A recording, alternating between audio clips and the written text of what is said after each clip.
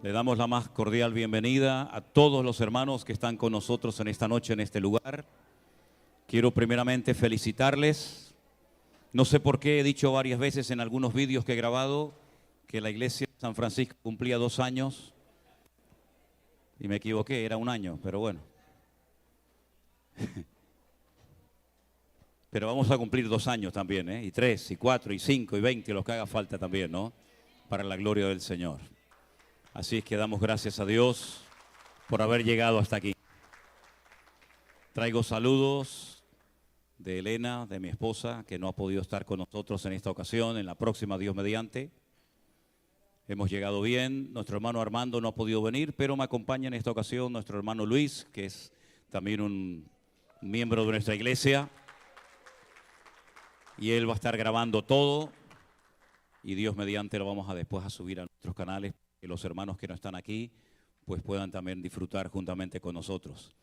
Hermanos, yo estuve el otro día en este salón, no había sillas, no había mesas, no había decoración, pero cuando entré esta tarde realmente quedé sorprendido, porque parece que venía una boda.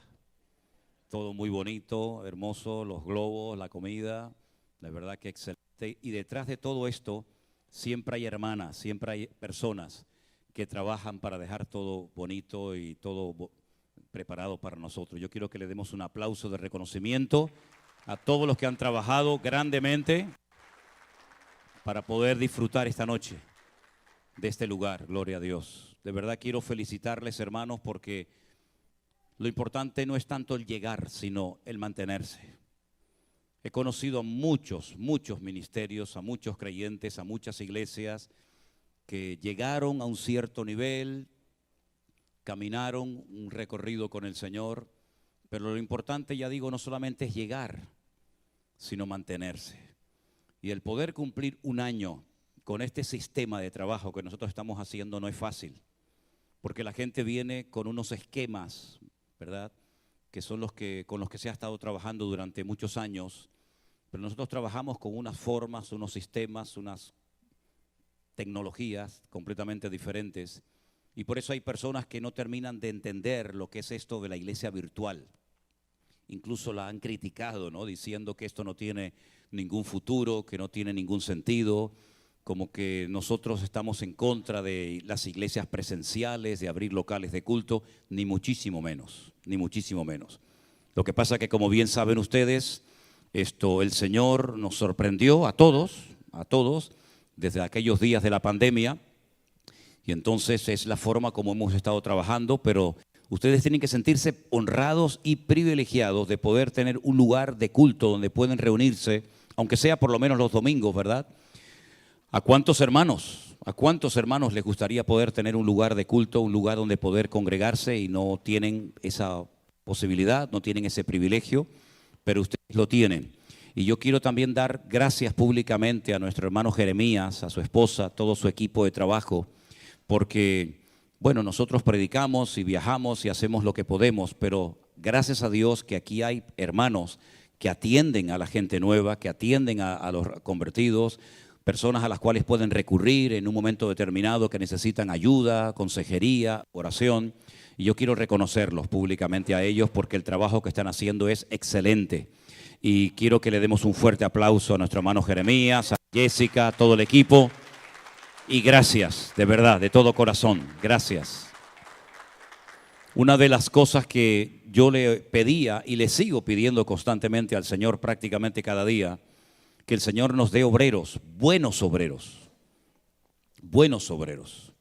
porque en la iglesia yo estoy totalmente en contra de hacer experimentos. La iglesia no es un laboratorio donde, bueno, vamos a hacer esto a ver qué tal sale. ¿Y si sale mal? Si sale mal, ya hay gente herida, gente lastimada, y ya tenemos demasiada gente herida y lastimada entre nosotros como para seguir hiriéndolos más todavía, ¿verdad? La iglesia virtual ha sido un hospital, ha sido un bálsamo, ¿verdad?, un oasis en medio del desierto para muchas personas que hacía años que no querían congregarse. Tenemos casos de hermanos que han estado 10, 12, 15 y hasta 20 años sin pisar una iglesia evangélica, bueno, por distintos motivos, ¿verdad?, que todos sabemos. Por lo tanto, yo siempre oro para que el Señor nos dé buenos obreros Y no es fácil a veces encontrar buenos obreros, gente que esté dispuesta, gente que esté con un corazón de siervo, ¿verdad? No con un corazón de dueño, de amo, sino con un corazón dispuesto a ayudar, dispuesto a sacrificarse, porque estar en primera línea, hermanos, no es para mandar, no es para gobernar, no es para enseñorearnos de la grey, como dice la palabra, es para servir. Y el que no sirve, pues difícilmente va a poder soportar, porque en la obra del Señor, en nuestro mundo, en nuestro campo, digamos, cristiano evangélico, ustedes saben que nosotros somos muy particulares. Nosotros tenemos la tendencia siempre de ver siempre los defectos antes de las virtudes. Y usted sabe, hermano, no sé si aquí es igual, pero vengo de un país que todo se cuestiona, todo se critica, todo se analiza con lupa y puedes hacer 20 cosas buenas. Pero en el momento en el que hagas una pequeña equivocación, en el momento en el que hagas algo que no estaba tan bien, automáticamente todo el mundo se te tira encima. Y en la iglesia virtual no somos perfectos, ya lo sabemos, ¿no? Ya hemos llegado a esa conclusión hace tiempo, estamos aprendiendo, pero el Señor nos da cada día de su gracia y de su sabiduría para que todo esto siga funcionando y para que todo esto siga adelante. Y damos gracias al Señor porque la salud espiritual de la iglesia virtual, de nuestro ministerio, gracias al Señor, está muy bien. Podemos mejorar. Claro que podemos mejorar y se pueden hacer más cosas, por supuesto que sí. Pero estamos aprendiendo, yo estoy aprendiendo. Créame, yo llevo 41 años ininterrumpidos sirviendo al Señor a tiempo completo. Pero ha sido desde hace 3 años aproximadamente, el tiempo de la pandemia, cuando he comenzado a aprender más cosas que en toda mi vida. Y he aprendido a veces de errores, porque nadie me enseñó cómo se organiza todo esto de una iglesia virtual, con obreros que no conocemos de nada, que le damos un voto de confianza para que puedan atender iglesias a la distancia, sin estar uno, digamos, de una forma presencial. Pero damos gracias al Señor que Dios nos ha guardado. Prueba de ello es que esta obra ya ha cumplido 1 año, ¿verdad? Y bueno, seguro que algunas personas habrán dicho, bueno, se podía haber hecho esto, se podía haber hecho lo otro, gente que a lo mejor se ha sentido, digamos, ofendida, pero lo importante es que captemos lo que el Señor quiere para estos tiempos. Yo tengo una carga, un cierto, digamos, temor en mi corazón, y es que creo que muchos creyentes todavía no han aprendido la lección de lo que el Señor nos comenzó a enseñar hace 3 años cuando nos confinaron y nos metieron dentro de nuestros hogares durante mucho tiempo.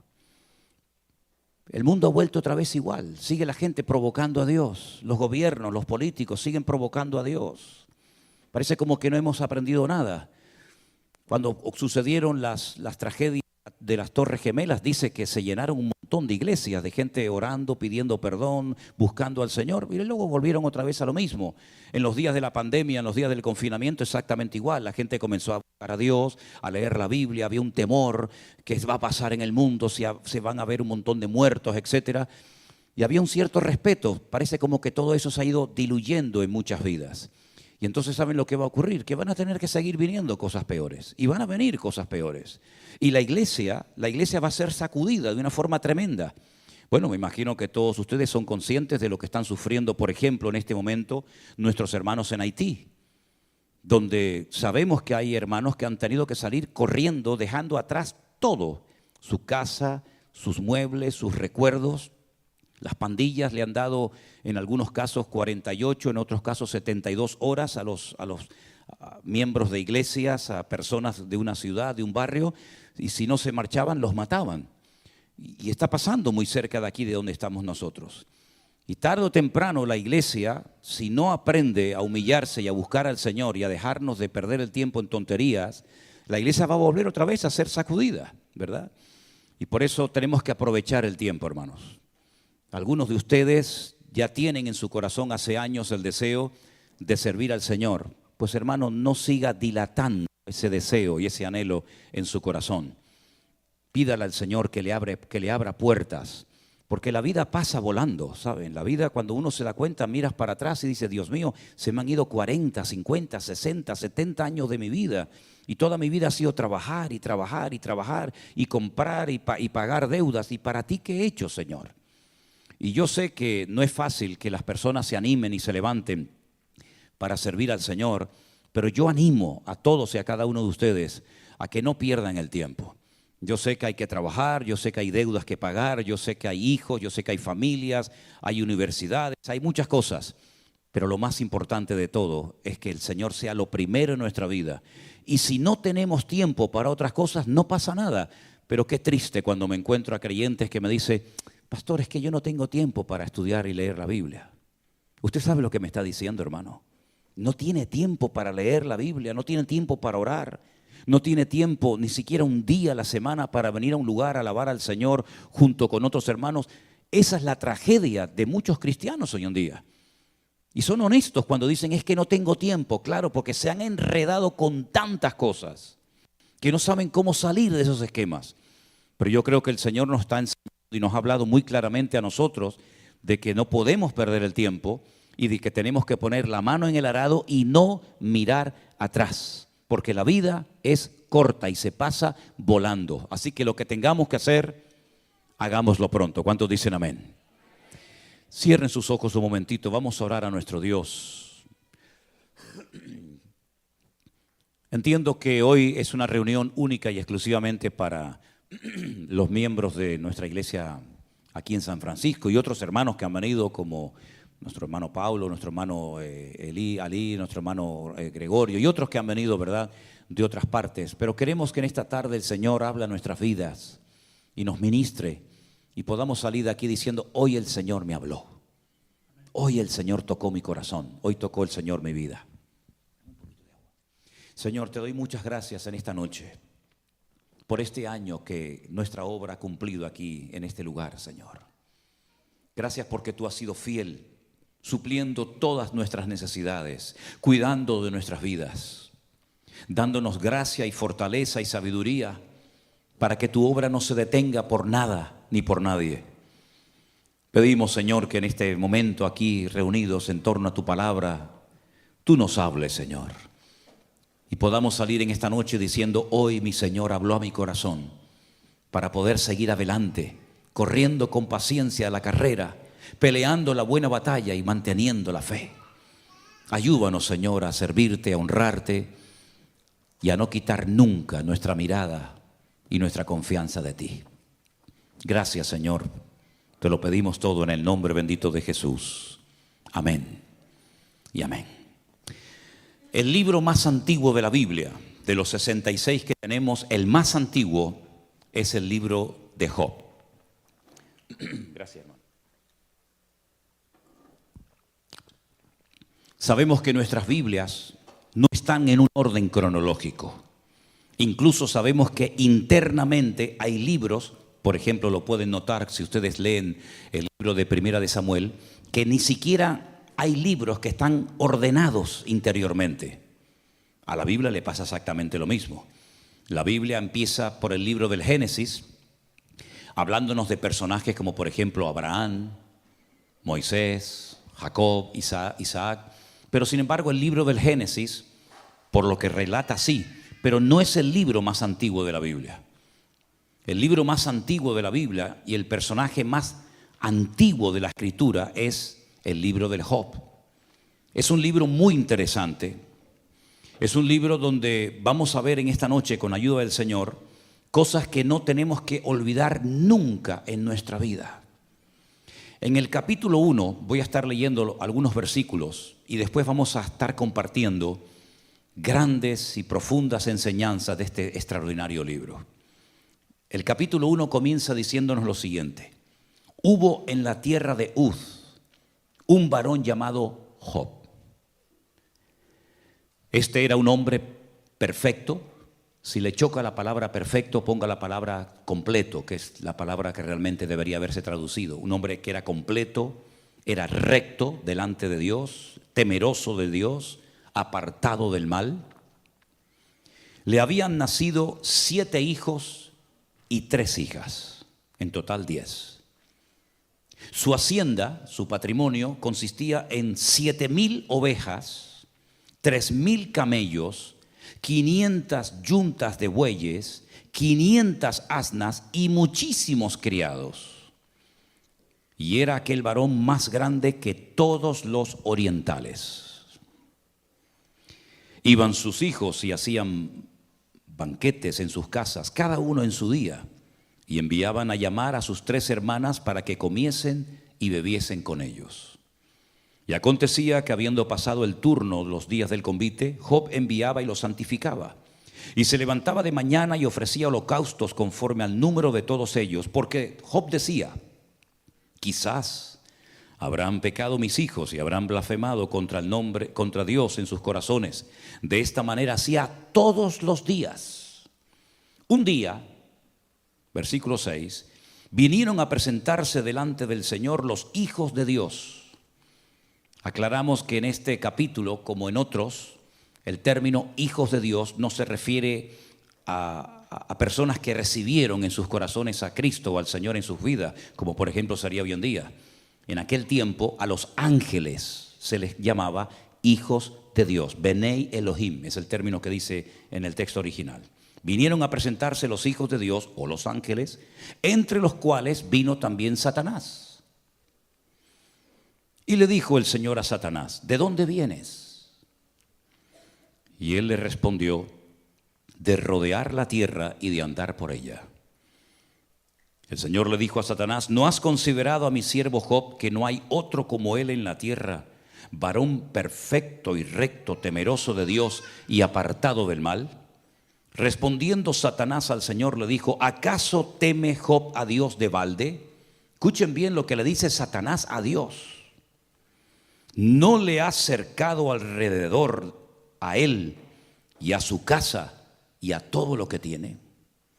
Al trabajo de sus manos has dado bendición, por tanto sus bienes han aumentado sobre la tierra. Pero extiende ahora tu mano y toca todo lo que tiene, y verás si no blasfema contra ti en tu misma presencia. El Señor le dijo a Satanás: he aquí, todo lo que tiene está en tu mano, solamente no pongas tu mano sobre él. Y salió Satanás de delante de la presencia de Dios. ¿Cuántos dicen amén? Es un libro que contiene algunos misterios, ¿no? Cómo Satanás, a pesar de que ya había sido expulsado de la presencia, del entorno de la presencia del Señor, todavía tenía acceso a hablar con Dios en momentos puntuales. Satanás es un ser que no tiene la capacidad de estar en todas partes al mismo tiempo. Solamente Dios puede estar en todas partes al mismo tiempo, y ese atributo se conoce como omnipresencia. Satanás no puede estar aquí y en Europa al mismo tiempo. No puede estar aquí y en África al mismo tiempo. Solamente puede estar en un solo lugar, porque no es un ser omnipresente. Tampoco puede hacer todo lo que quiera, porque el único que tiene todo el poder y no conoce ningún tipo de limitaciones, ni de tiempo, ni de espacio, ni de ninguna otra índole, es nuestro Dios. Por eso otro atributo típico de Dios es la omnipotencia. Y tampoco Satanás sabe todas las cosas. Él tiene que ir obteniendo información a través de pinceladas que Dios da, y por eso el único que lo sabe todo es Dios, y por eso es también omnisciente. Ahora, en este momento de la historia en la que todavía no había nacido Abraham, ni los grandes personajes del Antiguo Testamento que todos los conocemos, ¿de dónde sacó este hombre esta integridad, esta santidad, esta vida de orden? No lo sabemos. Lo que sí sabemos es que Dios presumía de Job. Lo que sí sabemos es que Job fue un referente en su tiempo, en su generación. No pasaba ante los ojos de Dios desapercibida la vida de Job. No era uno más, sino que Dios incluso le dijo a Satanás: y tú que rodeas la tierra constantemente, ¿no te has percatado, no te has dado cuenta de que hay un hombre en la tierra de Uz que es diferente a todos los seres humanos? Es un hombre recto, es un hombre que me teme, que me respeta, es un hombre que me honra, un hombre que me bendice. Es un hombre cabal, un hombre en una santidad extraordinaria. ¿No te has dado cuenta de él? Y Satanás dijo: sí, yo me he dado cuenta de él. Porque hay personas que le molestan a Satanás. Porque hay personas que Satanás sabe perfectamente que son diferentes a otros. Siempre a lo largo de la historia ha habido maldad, ha habido corrupción. pero siempre también ha habido personas que han destacado espiritualmente hablando por encima de otras. Tenemos el caso de Job, tenemos el caso también de José en Egipto, tenemos el caso de Daniel en Babilonia, tenemos el ejemplo de Abraham y tenemos tantos y tantos personajes que no se dejaron llevar por la corriente del mundo. Incluso fíjense ustedes, por ejemplo, cuando el Señor dice que observa hacia la tierra y ve que toda la tierra ha entrado en una descomposición moral y espiritual sin precedentes, pero en medio de ese ambiente corrupto dice que destacaba un hombre y fue al que llama y al que usa, y fue Noé, el constructor del arca. En esta ocasión Job era un hombre diferente, y no solamente él, sino toda la familia de Job eran personas diferentes. Sus 10 hijos, los 7 varones y las 3 hembras, había armonía entre ellos, no eran hermanos peleados, no estaban enfrentados, no discutían, no peleaban, sino que había una alegría constante y permanente. Un día uno invitaba al otro, el otro invitaba a este hermano, y había constantemente alegría. Y todo esto Satanás lo sabía. Pero cuando el Señor le dice a Satanás: te has fijado en Job, ¿verdad? Cómo es diferente, cómo es un hombre próspero, un hombre bendecido. Satanás le dice: claro, pero ¿cómo no lo va a hacer si tú lo tienes cercado? Tú le has puesto una protección sobrenatural que a mí me impide tocarlo, que a mí me impide afectar su estabilidad física, moral o espiritual. Pero quítale esa protección para que veas cómo él es como los demás. Incluso se va a atrever a blasfemar tu propio nombre. El Señor estaba tan seguro de Job que le dio el permiso a Satanás, para que él se convenciera a sí mismo que por mucha protección que tuviera Job y que prescindiera de ella, Job iba a mantener su integridad. Job se acostó rico y se levantó pobre. Job se levantó un día sin ningún hijo, pero el día anterior los tenía todos. Job se acostó sano y al día siguiente se levantó enfermo. Todo le cambió en pocas horas, en pocos días a este hombre. Perdió a sus 10 hijos, perdió su matrimonio, perdió su salud, perdió miles de camellos, miles de bueyes, miles de ovejas, miles de asnas. Todos los criados los perdió, sus propiedades desaparecieron, pero nunca blasfemó contra Dios. Ahora, si nos damos cuenta en el libro de Job, hay cosas que a mí personalmente me llaman mucho la atención. Porque la pregunta que salta cuando leemos las páginas de Job es: ¿por qué Dios permitió que sufriera tanto este hombre? Los sufrimientos de Job fueron tan espantosos que dice que él tenía 3 amigos que vivían en 3 regiones diferentes, que vinieron a visitarlo cuando se enteraron de sus desgracias, y cuando lo vieron dice que no lo reconocieron. Estaba tan cambiado, tan envejecido, tan destruido, que dice que se sentaron con él durante una semana y no fueron capaces de decirle ni una sola palabra. Nunca habían visto a un hombre con tanto dolor, con tanto sufrimiento, tan destruido como este hombre. Al poco tiempo, cuando empiezan a abrir sus bocas, más que para consolarlo, vinieron para condenarlo. Porque hay gente que siempre van a venir para condenarte y echarte un jarro de agua fría encima, porque relacionan el sufrimiento con el pecado. Y es verdad que a veces por pecar sufrimos cosas que podíamos habernos evitado. Por supuesto que sí. Es cierto que el pecado abre la puerta a muchas desgracias que se podían haber evitado si hubiéramos mantenido el orden y nuestra comunión y relación con el Señor. Pero en el caso de Job no es así. Esa regla aquí se rompe. Job ni siquiera está siendo probado por Dios, porque Dios sabía perfectamente con qué tipo de persona estaba tratando. Job no le pide, o el Señor no le pide permiso a Job para experimentar todos esos sufrimientos, sino que en el libro de Job podemos ver desde prácticamente el primer capítulo hasta el último la realidad del mundo espiritual. El mundo espiritual es tan real como el mundo natural, la dimensión en la que nosotros nos movemos hoy en día. Lo que pasa es que ese mundo espiritual, porque Dios lo ha hecho así, no nos permite verlo. Al contrario, sí, los demonios nos ven a nosotros, Satanás nos ve a nosotros, los ángeles nos ven a nosotros, pero ni siquiera nosotros podemos ver a Dios. Pero sabemos que está y sabemos que existe. La realidad del mundo espiritual en el libro de Job es tremenda, porque todo esto no fue producto de la mala suerte, dirían algunos. Ni siquiera porque Job había pecado o blasfemado el nombre de Dios, sino porque Dios le permite a Satanás zarandear y sacudir la vida de Job por un tiempo. Me han preguntado muchas veces, ¿crees que Job sabía lo que estaba pasando en el mundo espiritual entre Dios y Satanás? Bueno, la Biblia no nos da ninguna información. Las conversaciones entre Dios y el diablo, Job no las sabía. Nosotros las sabemos porque tenemos el libro, pero Job estaba haciendo historia y él no sabía lo que estaba pasando, pero dice que en ningún momento blasfema ni peca contra Dios. Es verdad que maldijo el día en el que nació, eso sí lo hizo, pero en ningún momento, jamás se enfadó con Dios. Es más, cuando su propia esposa le dice, ¿todavía vas a mantener tu integridad? ¿No te has dado cuenta de que ya Dios no está contigo? ¿No te has dado cuenta de que ya Dios te ha abandonado? ¿No te has dado cuenta de que no merece la pena honrar y servir a ese Dios que te ha causado tanto dolor y tanta tragedia? Maldice a Dios y muérete ya de una vez. Le desea a su propia esposa la muerte y lo tienta, lo incita a que se rebele contra su Dios.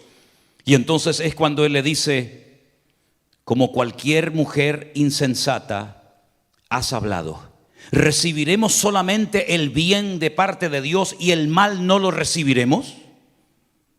Él no se queja en ningún momento contra el Señor, porque él dice en el capítulo 1, verso 21, desnudo salí del vientre de mi madre y desnudo volveré. Dios dio y Dios quitó. Sea el nombre de Dios bendito. ¿De dónde sacaba fuerzas este hombre? ¿Cómo fue capaz de aguantar tantas penurias y sufrimientos este hombre? ¿Era una especie de superhombre, una especie de Superman? ¿Un hombre que lo pierde todo? ¿Un hombre que se queda sin nada? Sabiendo que no ha cometido ningún delito, ningún pecado contra Dios, sino que están pasando cosas que él no entiende, pero sabe que Dios no lo ha abandonado. Porque en el libro de Job se pierde todo menos la presencia y la fidelidad de nuestro Dios. Porque en la vida podremos perder muchas cosas. Podremos enterrar hijos, esposas, maridos. Podremos perder el trabajo, podremos perder la salud, podremos perder tantas cosas, pero nunca perderemos la presencia del Señor. Porque el Señor dijo, he aquí yo estoy con vosotros todos los días hasta el fin del mundo. Es verdad que la vida de Job fue una vida extraordinaria, una vida maravillosa. A cualquiera de nosotros nos gustaría tener, aunque fuera el 10% de toda la bendición que Job tuvo antes de caer en esta penuria, en este calvario. Pero queridos hermanos, Job sabía perfectamente que Dios tenía todo el derecho de probarlo y de permitir cosas que ninguna mente humana jamás sería capaz de entender y de explicar teológicamente lo que aquí está pasando. Pero este hombre sabía perfectamente que todo estaba bajo el control de Dios. Y lo que me llama la atención es que él nunca leyó la Biblia. Ni una sola letra de la Biblia se había escrito en la época de Job. Nunca leyó la Biblia. No tuvo ni un capítulo de la Biblia, ni un salmo, nada. Nunca tuvo un pastor. Nunca fue a ningún culto. No existían las iglesias, no existía el pueblo de Israel. No había la ley de Moisés. No estaban los sacerdotes. Pero tenía una comunión con Dios tan espectacular que él sabía lo que se podía hacer y lo que nunca se debía de hacer. Job sabía perfectamente que Dios iba a estar con él en medio de aquellos sufrimientos terribles. Fíjense hasta qué punto el libro de Job es tremendo cuando tú ves a un hombre bendecido, un hombre prosperado, un hombre íntegro, un hombre temeroso de Dios, y lo ves de repente tan mal que algunos rabinos judíos en Israel dicen que el libro de Job no es la vida de un hombre, sino es una metáfora donde se emplea el nombre Job y Job, ¿no? Pero realmente lo que el libro está describiendo son los sufrimientos por los que pasaría el pueblo de Israel a lo largo de la historia de la humanidad, porque no aceptan, no se les mete en la cabeza que un hombre íntegro y un hombre santo y un hombre como Job fuera capaz de sufrir semejantes calamidades. Pero Dios tiene el derecho o no de hacer en nuestra vida lo que Él quiera, hermano. ¿Puede llevarnos el Señor a lugares donde no queremos ir? Por supuesto que sí.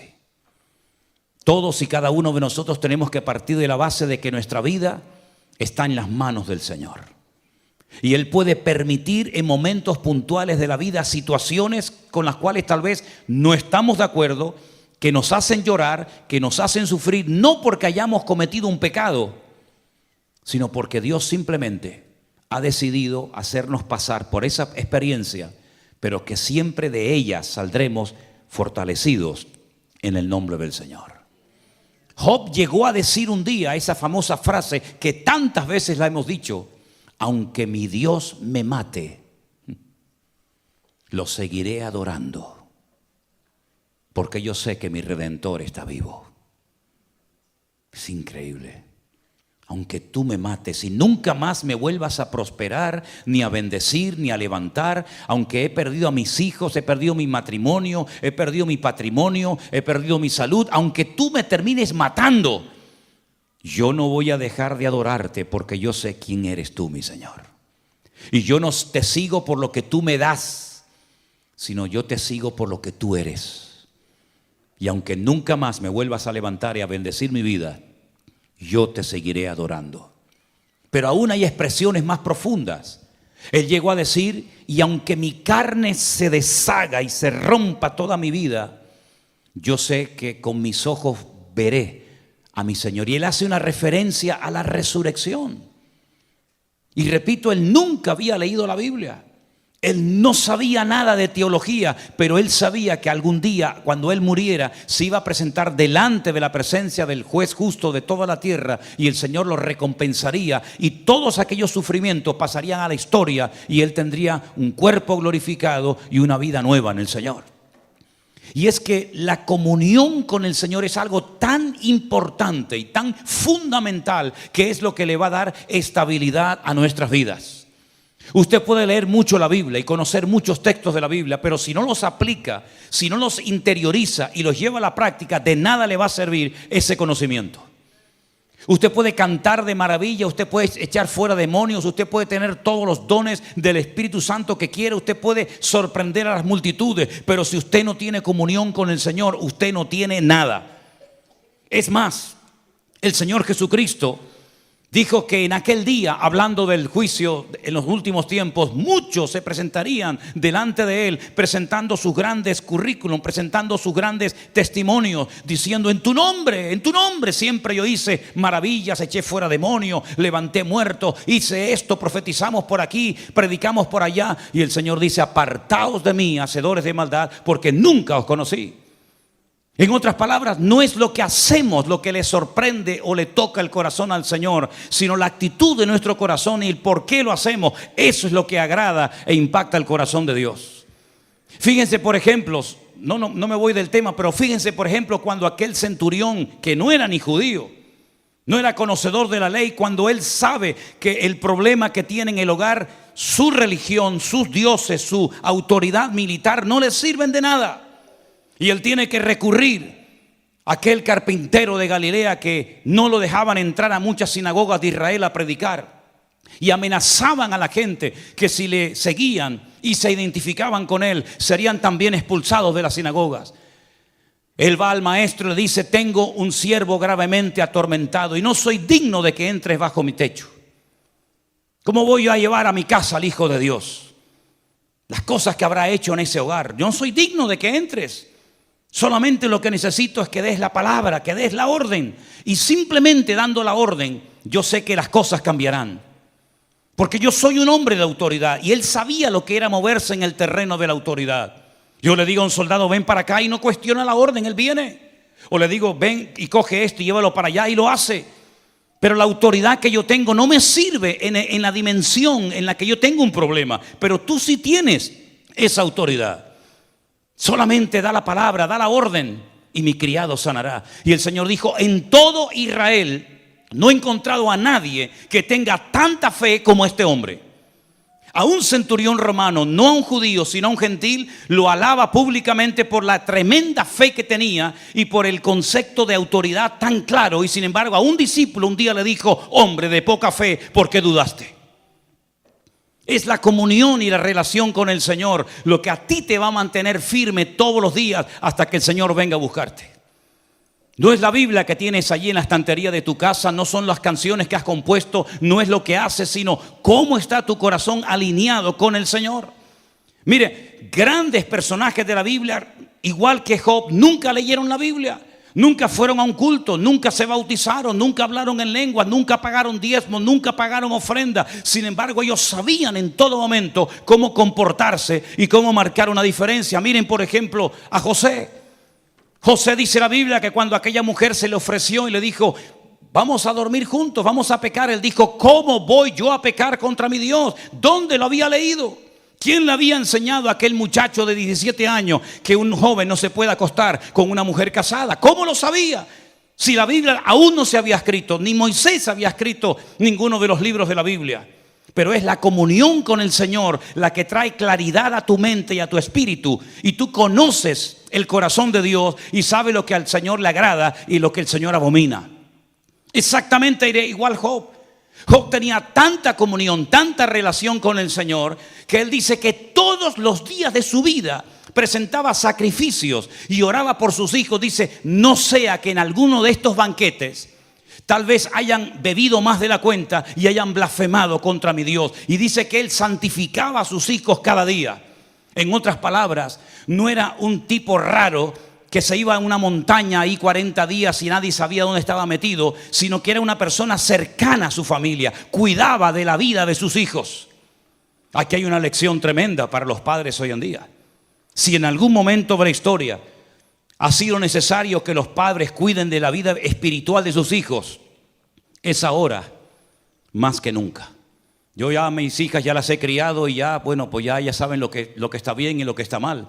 Pero ¿cuántos de estos niños pequeños están oyendo y viendo cosas en las escuelas que son auténticas barbaridades, auténticos disparates?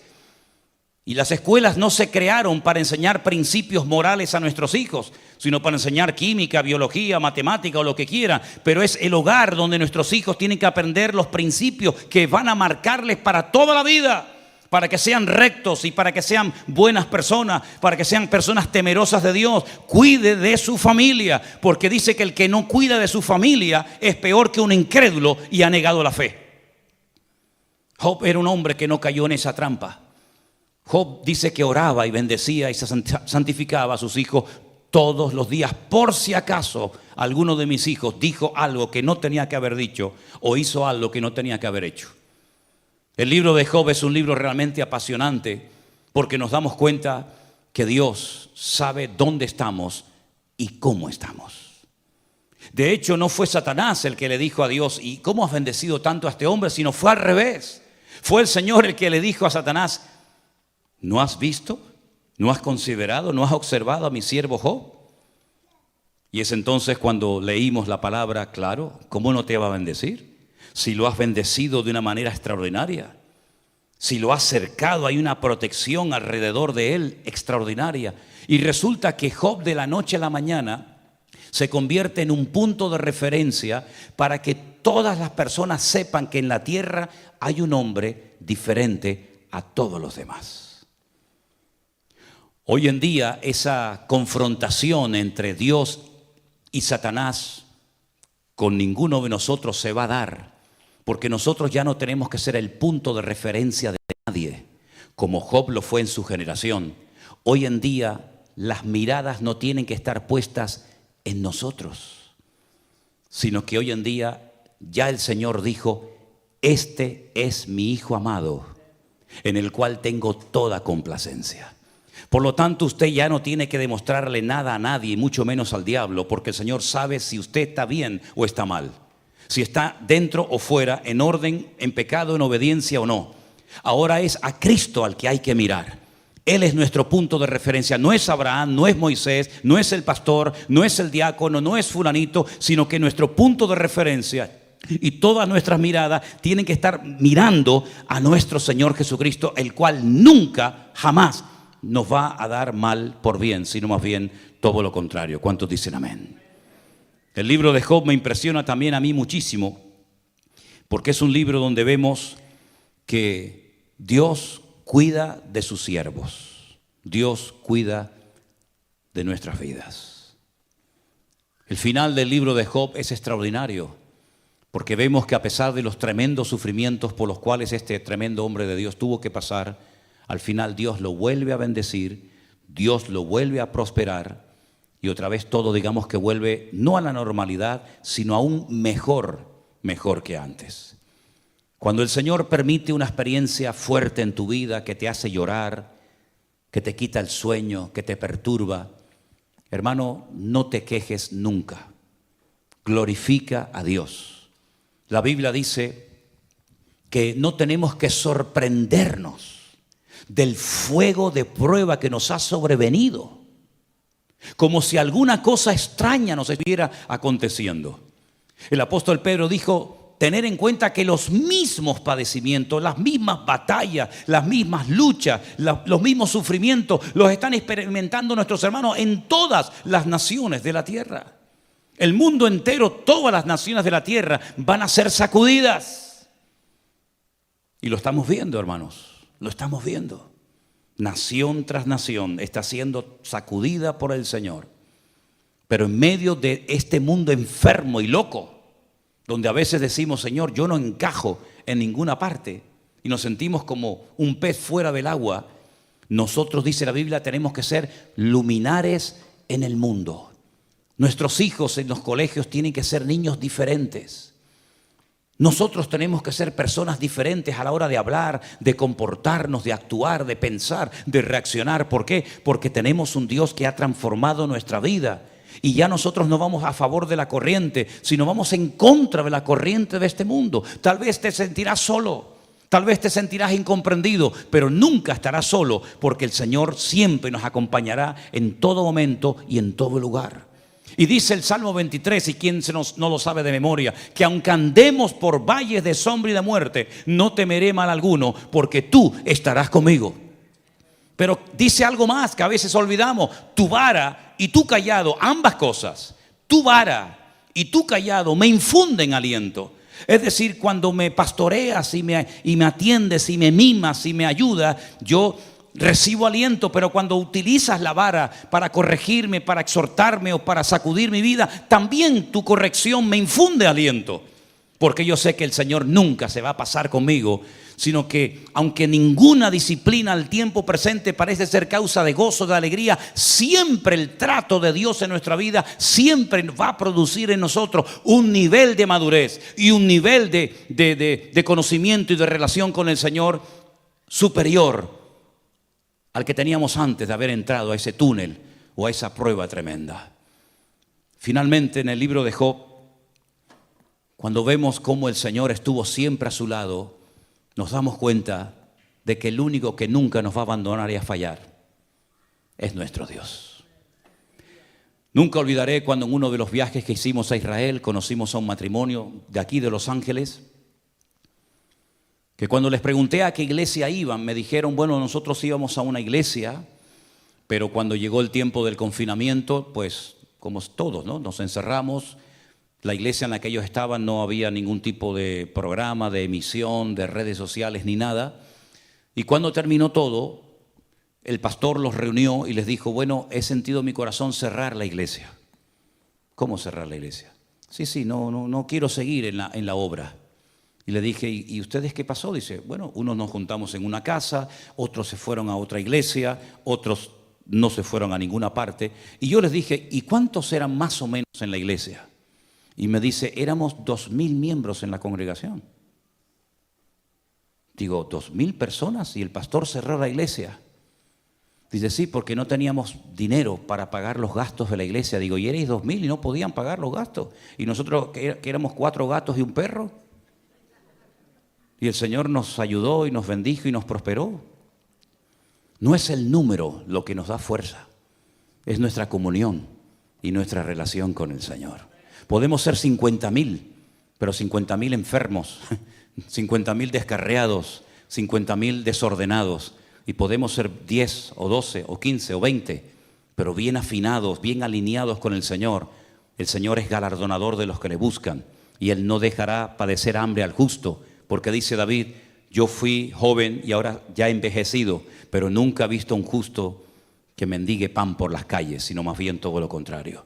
Así que la fortaleza de nosotros no está en el número, no está en la cantidad, sino está en nuestra relación con el Señor.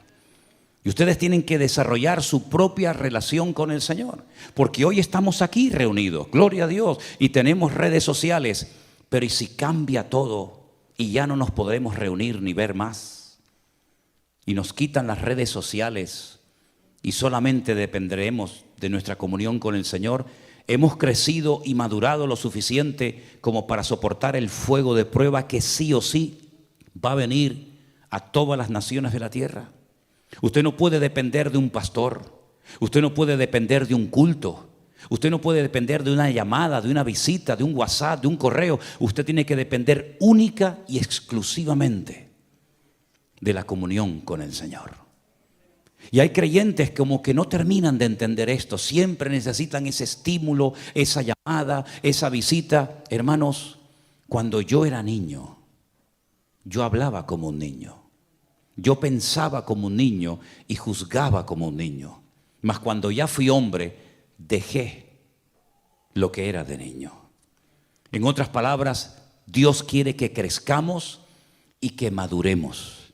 Y la única manera de no desanimarse nunca es no depender de nadie, no esperar nada de nadie, pero esperarlo todo de parte de nuestro Dios. Si usted espera algo y no lo recibe, probablemente se desanime y se deprima. Pero si usted no espera nada de nadie, pero usted solamente está conectado a la fuente, a nuestro Señor Jesucristo, usted no va a caer nunca, porque el Señor le va a guardar, le va a proteger y le va a ayudar todos los días de su vida. Le llamen o no le llamen, cuenten con usted o no lo llamen para nada. Usted sabe en quién ha creído, y los que estamos bien firmes y parados en Cristo podremos pasar por luchas, por pruebas, porque mayor es el que está en nosotros que el que viene contra nosotros. Y hermanos queridos, hasta aquí el Señor, podemos decir, nos ha ayudado. Amén. Hasta aquí el Señor nos ha ayudado, hasta aquí el Señor nos ha bendecido, pero todavía hay mucho camino por recorrer. Todavía hay tantas cosas que alcanzar. Todavía hay millones y millones y millones de almas, centenares de personas en el mundo entero que no han tenido el privilegio y la oportunidad que nosotros hemos tenido. Si es tiempo de oír, oigamos. Si es tiempo de hablar, hablemos. Si es tiempo de aprender, aprendamos. Y si es tiempo de compartir, compartimos. Pero aprovechemos toda oportunidad que se nos presente a lo largo de la vida, porque nosotros, yo creo que el Señor nos está usando en este último tiempo para poder orientar, para poder ayudar a tantas personas confundidas, pero que gracias al Señor, muchos de ellos hoy por hoy se han enamorado, se han conectado del Señor y se han enamorado de su palabra. Y eso es lo más bonito que ha sucedido en todo este tiempo. ¿Cuántos dicen amén? Cierre sus ojos un momentito, hermano. Gracias. Cierra tus ojos ahí donde estás. Y primeramente digamos: Señor, gracias porque hemos podido cumplir un año de vida. Gloria a Dios. Algo hemos aprendido, algo hemos caminado. Pero Señor, también entendemos que tal vez en el futuro vendrán pruebas y luchas y dificultades, pero todo esto que hemos aprendido nos ha capacitado y nos ha ayudado a saber cómo afrontar los problemas y circunstancias de la vida. Y hermanos, si alguien aquí esta tarde entre nosotros está pasando por alguna dificultad matrimonial, económica, un problema de salud o de la índole que sea, no apartes tu mirada del Señor. El Señor no te ha abandonado, no se ha cansado de ti, no te ha cambiado por otro o por otra. El Señor tiene todo bajo su control. Y no es ningún pecado llorar No es ningún pecado el sentirte tal vez un día triste y el tener que pedir oración a un hermano. Pero lo que sí queremos es que siempre nuestro corazón esté lleno de gratitud a nuestro Dios. Que siempre le digamos: yo sé en quién he creído. Yo sé que mi Dios está conmigo y nunca me vas a abandonar. Yo sé, Señor, aleluya, que tú eres mi referente y mi punto de referencia. Gracias, Señor, porque hasta aquí nos has bendecido, hasta aquí nos has ayudado. Gracias por todos los obreros. Gracias por todo el trabajo realizado. No hay palabras, Señor, para agradecerte tanta misericordia que has tenido. Oportunidades que nos has dado para aprender, para renovarnos, para crecer. Señor, en esta noche te decimos gracias, aleluya. Sigue usando esta obra aquí en este lugar del mundo para ser un punto de referencia y una luz en medio de tanta oscuridad, Señor. Cuenta con nosotros, Señor, dígaselo a Él. Cuenta conmigo, Señor. Ayúdame a organizarme de tal manera que cada día tenga tiempo para ti, Señor. Guía mis pasos, sosténme, Padre, y ayúdame a caminar cada día contigo, mi Señor. Aleluya. Gracias, amado mío. Nos ponemos de pie, queridos hermanos. Dígale gracias, gracias, gracias, Señor. Dios Todopoderoso, te alabamos y te glorificamos a ti. Aleluya. Tú eres digno de toda gloria y de toda honra, mi Señor. Gracias, Señor, porque tú nos has guiado, has abierto puertas grandes. Gloria a tu nombre, Jesús. Aleluya, aleluya. Te adoramos, Señor. Te adoramos, Señor. Gracias, mi amado Dios. Aleluya. Gracias, Señor. Vamos a cantarle. Rey de reyes, Señor de señores, admirable. Consejero, Dios fuerte, Manuel, Dios con nosotros. El Cordero que fue inmolado, eres digno de tomar el poder, las riquezas, la sabiduría, la fortaleza, la honra y la gloria y la alabanza por los siglos de los siglos. Amén. Vamos, hermano. Rey de reyes, Señor de señores, admirable. Gracias, mi Señor. Consejero, Dios fuerte, Manuel, Dios con nosotros. El Cordero que fue inmolado, eres digno de tomar el poder, las riquezas, la sabiduría, la fortaleza, la honra y la gloria y la alabanza por los siglos de los siglos. Amén. Vamos arriba. Amén. Rey de reyes, Señor de señor, admira. Consejero, Dios fuerte, Manuel, Dios con nosotros. El Cordero que fue inmolado, eres digno de tomar el poder, la riqueza, la sabiduría, la fortaleza, la honra y la gloria y la alabanza por los siglos de los siglos. Amén. Por los siglos de los siglos. Amén. por los siglos de los siglos. Amén. Fuertes aplausos al que vive y a su nombre. Toda la gloria para ti, Jesús. Gracias, Señor. Amén. Amén. Aleluya. Dígale al que está a su lado: el Señor está contigo. No temas. No temas. El Señor está contigo. Dice la palabra del Señor: antes vienen todas estas cosas. En las luchas, en las pruebas, en las dificultades, en las enfermedades, en todo. Antes vienen todo esto.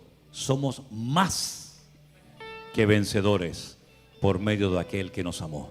Hermanos queridos, Dios les bendiga. Vamos a prepararnos para tener un buen fin de semana bendecido.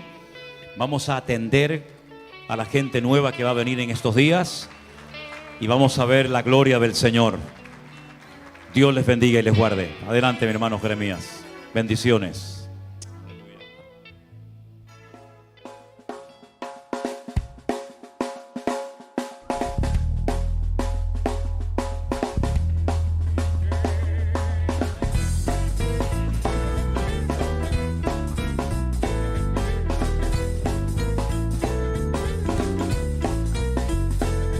Tiene roto el corazón de tanto sufrir y llorar. Tienes que aprender a descansar en Dios. No importa lo que te dijeron, no importa lo que te hicieron. Tienes que aprender a descansar en Dios.